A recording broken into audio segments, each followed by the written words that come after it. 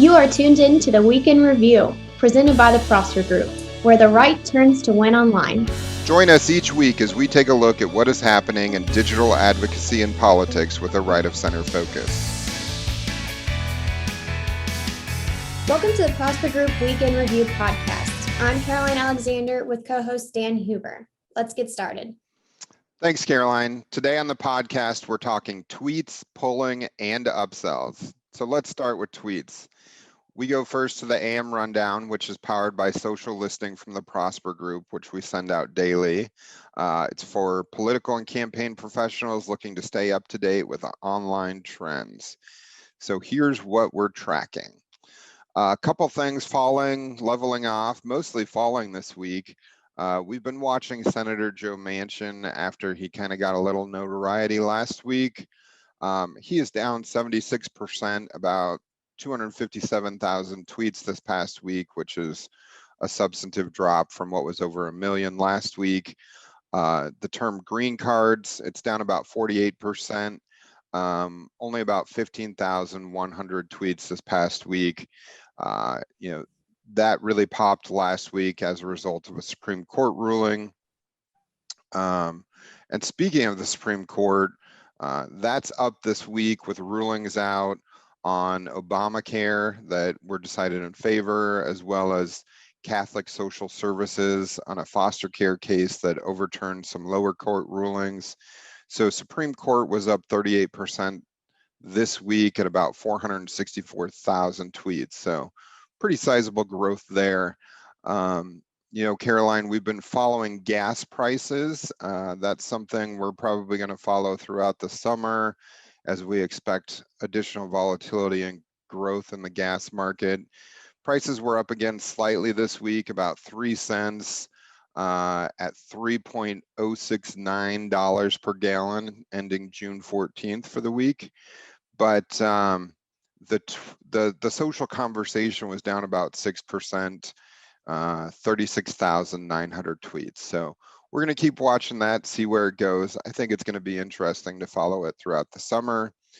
Also this week, Israel was up 13% to about 1.5 million posts.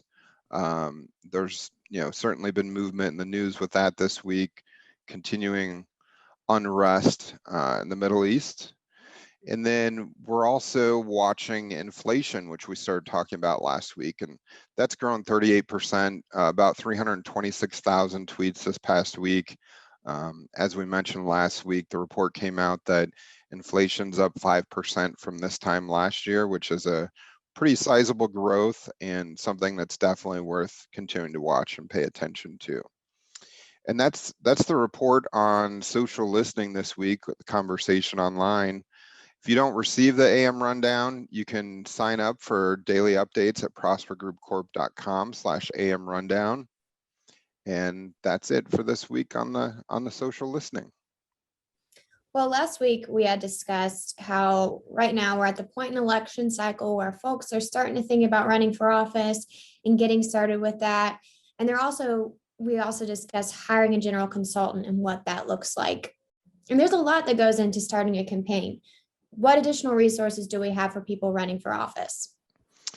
Absolutely. Good question. So let's talk about research. Pollsters, polling helps candidates get the lay of the land. Who's the competition?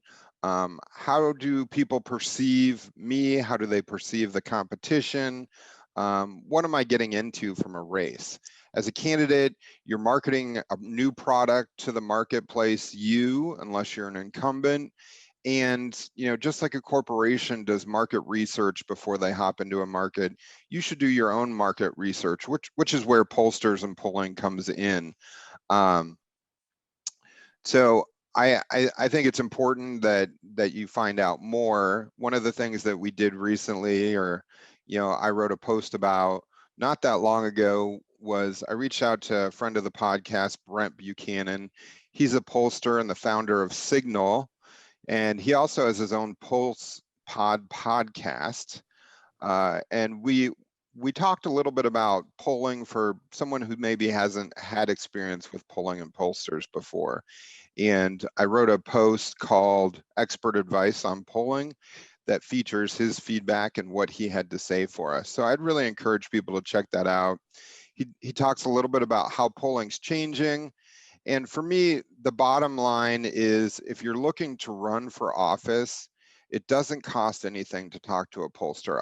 I think one of the biggest fears that some people have when they think about running for office is the cost of running for office. And really, I think any expert will tell you that you want to save as much money as you can and have that available to you towards the end of the campaign to focus on advertising, media buys.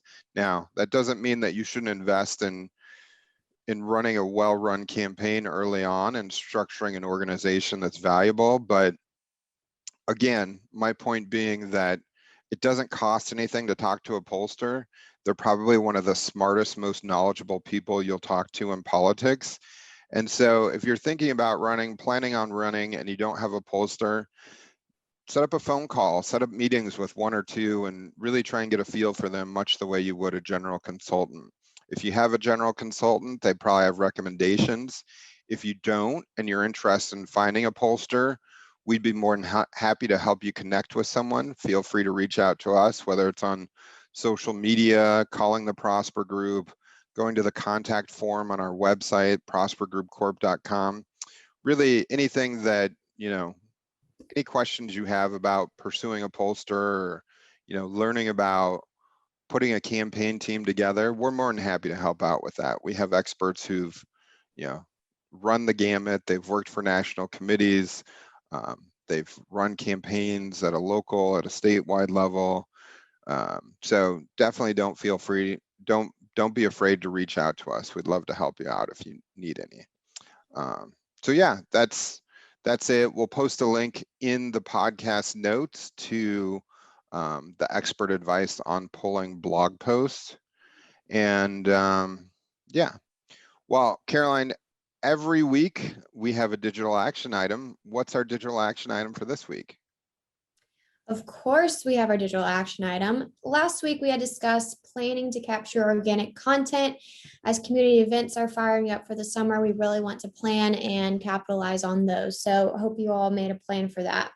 This week, we are talking about adding fundraising upsells.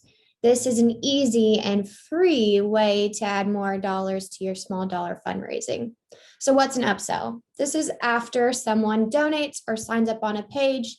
They will get redirected to a new page that asks donors for a little bit more money. And this can be sneaky in some ways. They get asked to cover processing fees, an extra $5 here and there. Make this a recurring monthly donation. Or you could do it and split it with another candidate, someone like Susan Wright, who has a runoff election in July. It shows some urgency. Hey, donate and help Susan Wright at her campaign. You can also split it with another PAC. That's another resource that you can use. Get creative with it, and I promise that this will bring in a few extra dollars. You know what they say, in for a penny, in for a pound. Well, that's it for this week's episode. Thank you for listening. The Prosper Group Week in Review comes out every Friday, and we're here for you. Thanks, and have a great week. You can find our Prosper Group Week in Review podcasts on Apple Podcasts, Spotify, and Google Podcasts. If you like the show, please subscribe and share.